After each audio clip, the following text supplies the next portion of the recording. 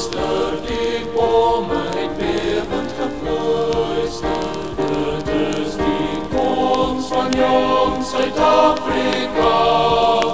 Dit is die koms van jong Suid-Afrika. Dit is die koms van jong Suid-Afrika.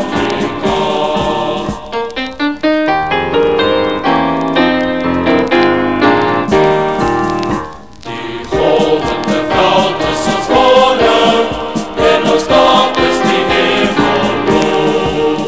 Die vryheid alleen is ons koning, sy wapen is hand op die boom.